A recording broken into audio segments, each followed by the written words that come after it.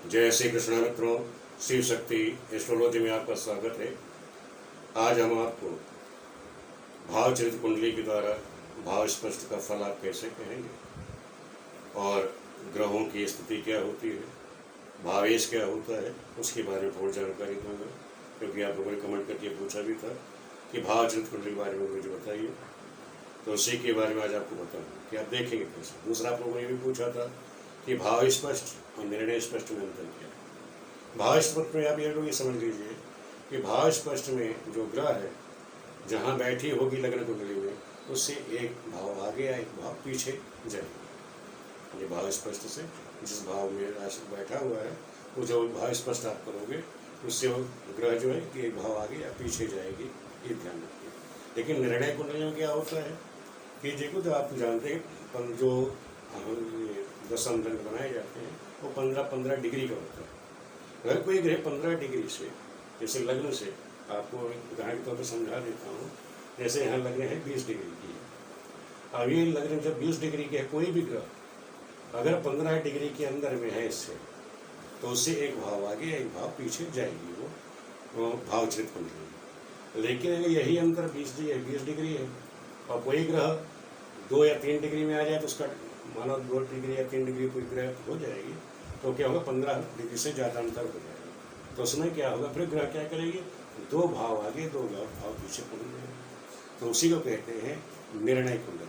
तो निर्णय कुंडली में ध्यान रखो, ग्रह जो है 2 भाव आगे या 2 भाव पीछे चली जाएगी। इन भाव कुंडली में ग्रह केवल एक भाव आगे एक भाव पीछे जाएगी। ये आप लोग समझ लीजिए।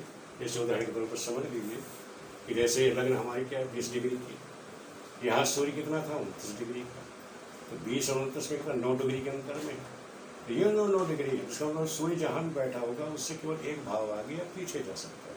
सूर्य यहाँ जैसे सिंह राशि का था, लेकिन यहाँ इसके जो भाव स्पष्ट है सूर्य के, और पंचम जो भाव यहाँ स्पष्ट होगा, भाव स्पष्ट हुआ है उसका मान, और जहाँ सूर्य बैठा हुआ है उसका भाव स्पष्ट लगभग बराबर है, तो इसलिए सूर्य उसी राशि में रहा। दूसरा चंद्रमा कितना 26 डिग्री, लग्न है 20 डिग्री, तो 26 से अगर 20 निकाल दोगे तो 6 डिग्री का है। अब चंद्रमा की स्थिति आप देख लीजिए। चंद्रमा क्या है, चंद्रमा का जो स्पष्ट है और तृतीय भाव का जो स्पष्ट है वो भी सामान्य है। तो सामान्य होने से चंद्रमा उसी भाव में रहा जिस भाव में का वो स्पष्ट में रहा। लेकिन मंगल की क्या थी कि जो तृतीय भाव का स्पष्ट है उससे इसका स्पष्ट जो गृह स्पष्ट है मंगल का वो कम होने से वो क्या चला गया, द्वितीय भाव में वापस चला गया। यहाँ देख लीजिए वो क्या हुआ, वो द्वितीय भाव में पहुँच गया। अंतर कितना था यहाँ 20 और 14 में, कुल 6 डिग्री का है, लेकिन ये एक भाव ये वापस पहुँच गया। यहाँ बृहस्पति केतु को आप देख लीजिए। बृहस्पति केतु का क्या स्पष्ट है 12 और केतु भी 10, यानी 20 डिग्री से किस दोनों का अंतर कम करते हैं तो कितने डिग्री का अंतर आ रहा है,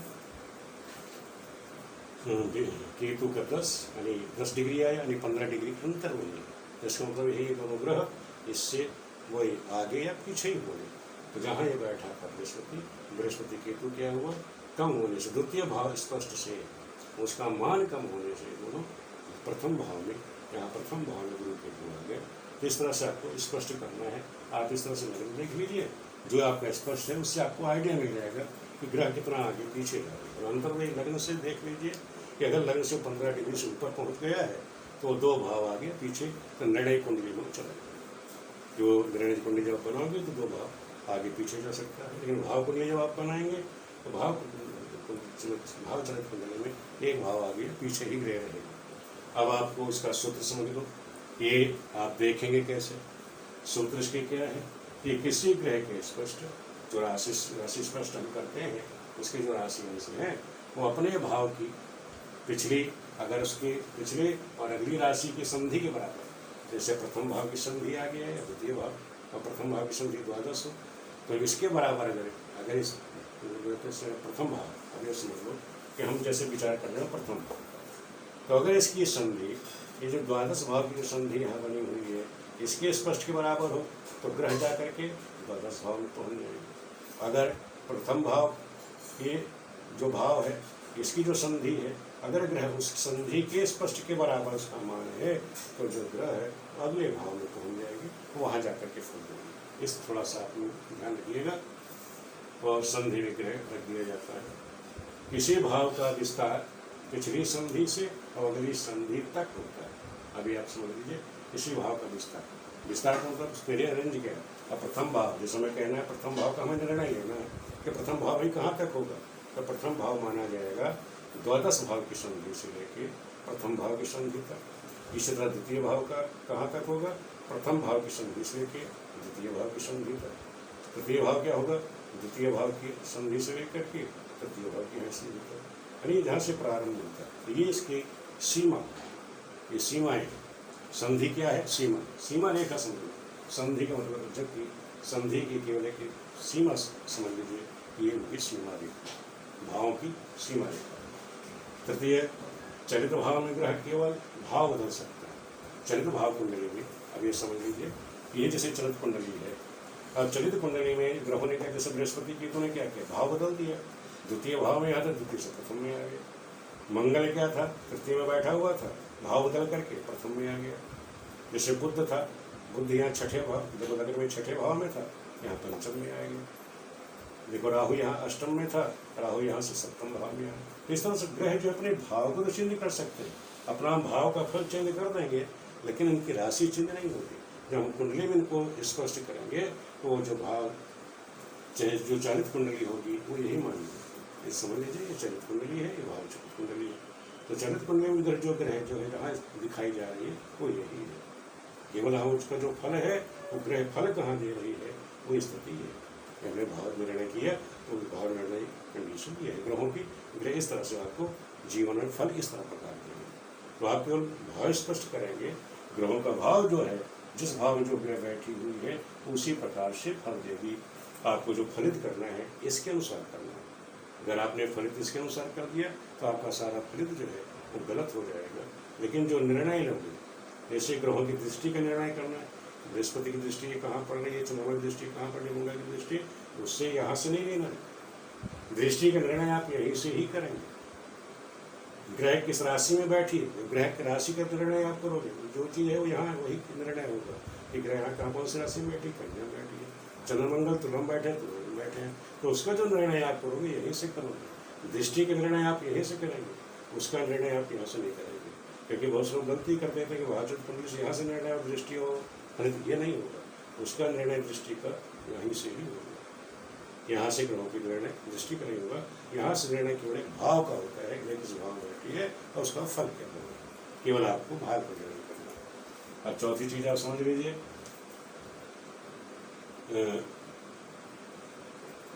भाव मध्य में जो राशि पड़े। अब देखो भाव मध्य में दोनों संधियों को छोड़ करके, दोनों संधियों में जो भाव में जो राशि होगी वही भाव इस कहलाएगा।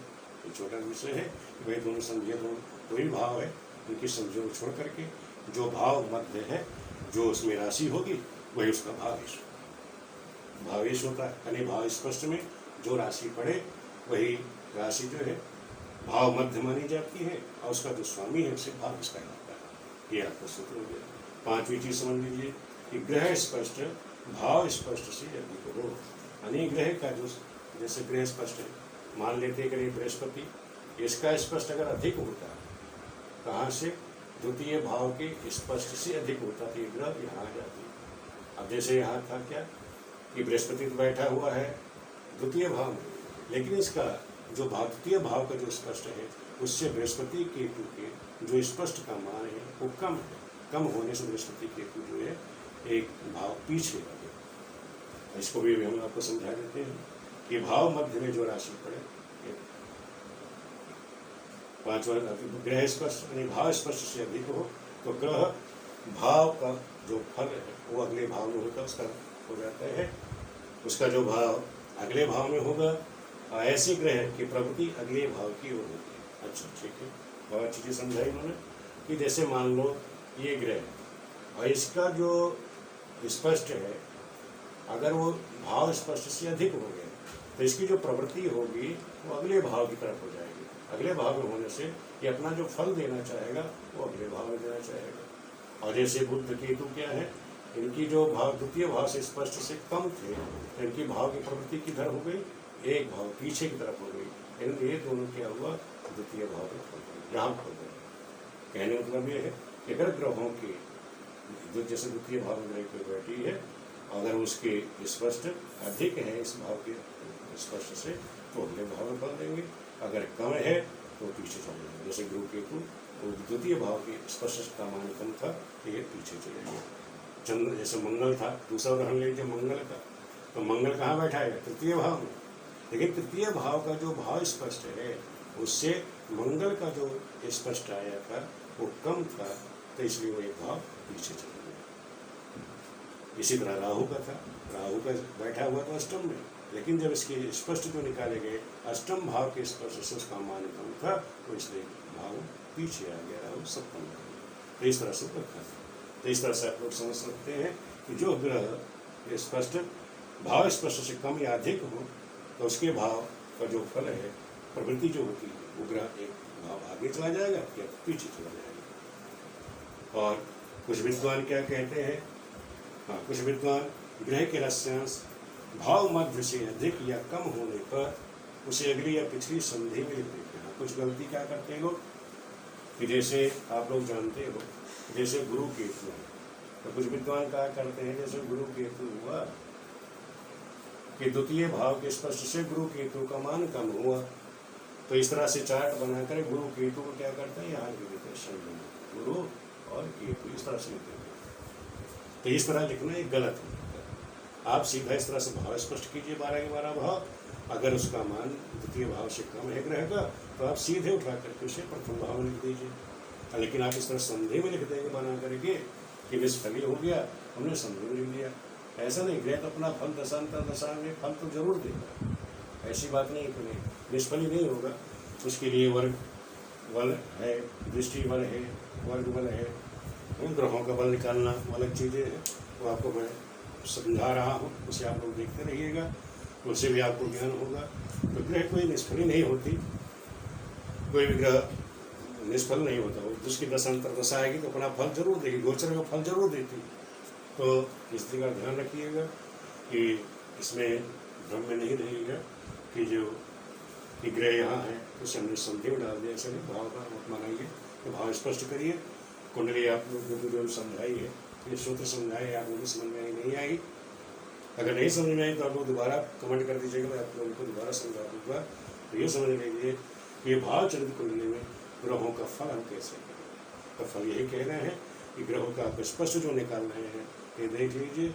अगर भाव स्पष्ट जो है उसका ग्रह का स्पष्ट, अगर उससे भाव स्पष्ट से ज़्यादा है तो वो अपना फल अगले भाव में देगा। अगर उसका भाव स्पष्ट से जो मान है अगर कम होता है तो पिछले भाव में अपना फल देगा। इतना साफ समझ लीजिए, यही मेन सूत्र है। अगर आप लोग इसको समझते रहेंगे तो कोई दिक्कत नहीं है। और भाव स्पष्ट में ध्यान रखो, ग्रह एक भाव आगे या पीछे जाएगी, निर्णय में क्या होगा, 2 भाव आगे या 2 भाव पीछे जाएगी। ये मेन इसका स्पष्ट करने यानी विश्लेषण करने के लिए आपके दिमाग में बैठन ये रहना चाहिए कि ग्रह की स्थिति क्या है। ग्रह की स्थिति आपको बता ही दिया कि लग्न से अगर 15 डिग्री से ऊपर जा रहा है तो निर्णय में वो 2 भाव आगे या पीछे चला जाएगा, 15 डिग्री के अंदर में है तो 1 भाव आगे या पीछे जाएगा। इतना सा आप लोग अगर दिमाग में बैठा करके फल जब विश्लेषण करोगे तो कभी मार नहीं खाएंगे। तो यहाँ ज़्यादा सूत्रों के फेर में मत पड़ना, आराम से ये चीज़ समझ लेना। जो चीज़ आपको समझाई गई 15 डिग्री वाला, ये आपके दिमाग में बैठ गई तो आराम से आप फलित करते चाहिए चरित कुंडली के अनुसार, यानी भाव चरित कुंडली के अनुसार आप फलित करिए। तो आपको एकदम ग्रह जो है, जो स्थिति है ग्रह जिस भाव में बैठे हैं आपको एकदम सटी भविष्य बनेगी। केवल आप लगन कुंडली को ही अनुसार हम फलित कर देंगे तो निरर्थक हो जाएगा। ग्रह कुछ और फल देगी, वो बैठी कहीं और है, फल कुछ और दे रही है, आपने कुछ विश्लेषण और कर दिया तो सब गड़बड़ हो जाएगी। इसलिए सोच समझ के निर्णय लें। भाव चरित कुंडली विश्लेषण करते समय ये ध्यान रखें, विश्लेषण करते समय भाव चरित कुंडली में जो बैठी गिरे हैं उसके अनुसार आप फलित करेंगे तो आपकी कुंडली का जो विश्लेषण है बिल्कुल सही होगा। कुंडली वीडियो देखने के लिए आप लोगों का बहुत बहुत धन्यवाद। चैनल को आप लाइक करिए, सब्सक्राइब करिए और अपने मित्रों को भी जोड़िए। वीडियो देखने का बहुत बहुत धन्यवाद।